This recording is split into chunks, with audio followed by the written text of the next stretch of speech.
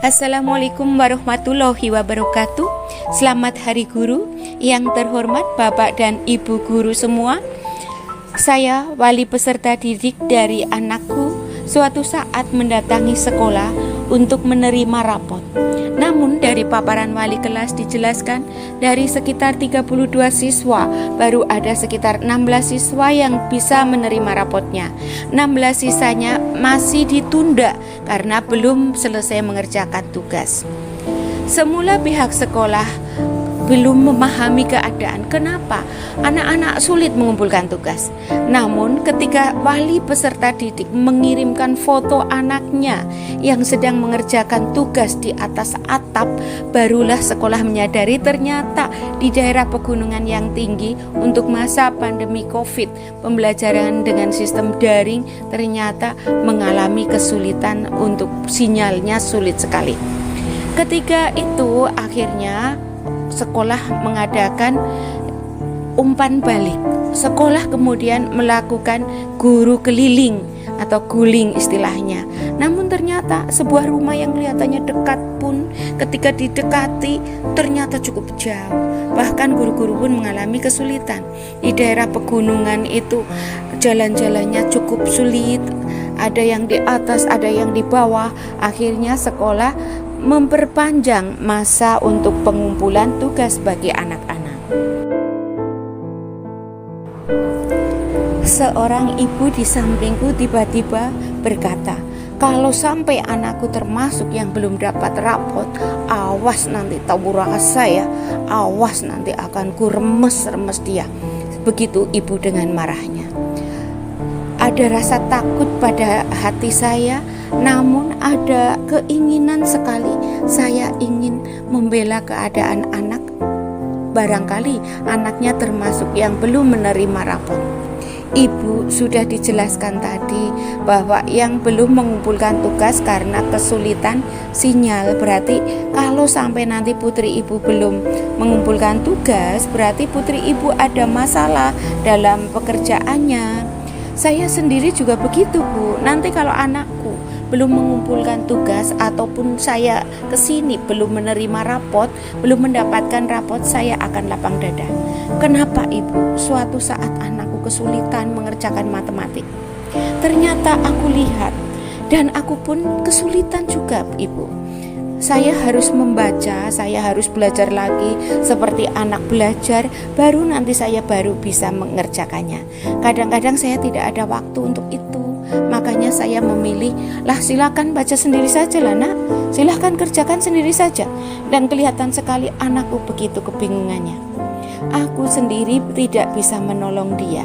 Bagaimana aku akan menghakiminya? Apakah ibu sudah menolong putri ibu? Bagaimana ibu akan menghakimi putri ibu itu sendiri? Dengan rasa takut-takut lagi aku lanjutkan ceritaku. Kasihan ibu, kita kan seorang ibu. Ibu itu mestinya paling tahu. Ibu adalah penolong yang pertama dan utama. Ibu adalah pelindung yang pertama dan utama bagi anak-anaknya, Bu. Jangan sampai anak-anak itu takut sama ibunya. Lah bagaimana dia menghadapi dunia yang lainnya?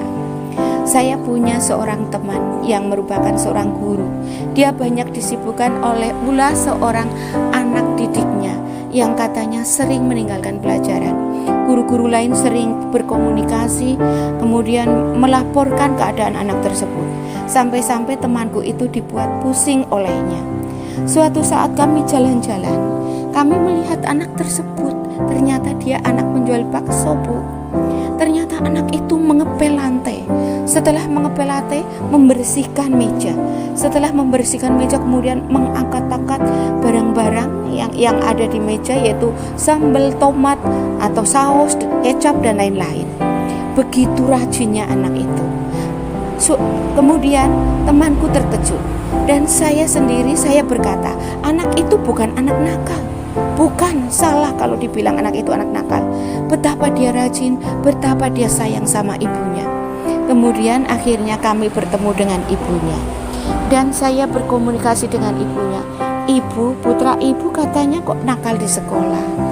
Dengan berkaca-kaca ibunya berkata, anakku tidak nakal, Anakku tidak pernah keluyuran kemana-mana. Anakku rajin beribadah, rajin mengaji, namun dia sering membolos dari sekolahnya. Dia mempunyai masalah dengan teman-temannya. Anakku bodinya besar. Mereka bilang anakku itu ayam sayur, Bu. Anakku malu. Ketika anakku ingin membalas, mereka bukan hanya mengolok-olok saja, kadang melempar penghapus, kadang melempar spidol, pokoknya menghina anakku. Pernah suatu saat anakku pulang, kepalanya benjol, ternyata terkena penghapus. Saya harus bagaimana, Ibu? Sebetulnya anakku tidak nakal. Suatu saat anakku berkata, teman-temanku kecil-kecil, kalau saya membalas mereka, kalau saya pukul mereka, pasti mereka pingsan. Tapi aku tidak tega, Ibu. Tapi aku selalu dihina, aku merasa tidak nyaman.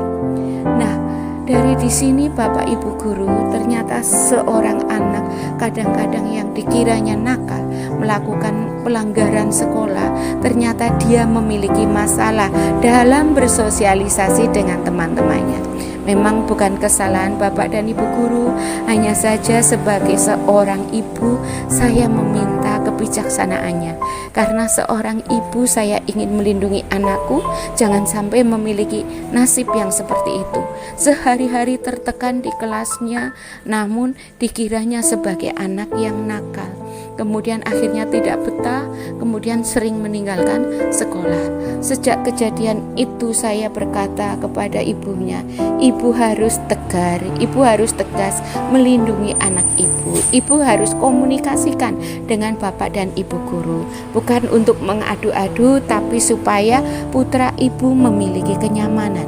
Ibu tolong ibu sadari bahwa ibu adalah penolong utama bagi seorang anak, pelindung dan pertolongan pertama bagi seorang anak, sehingga anak itu bisa bersosialisasi dengan dunia yang luas.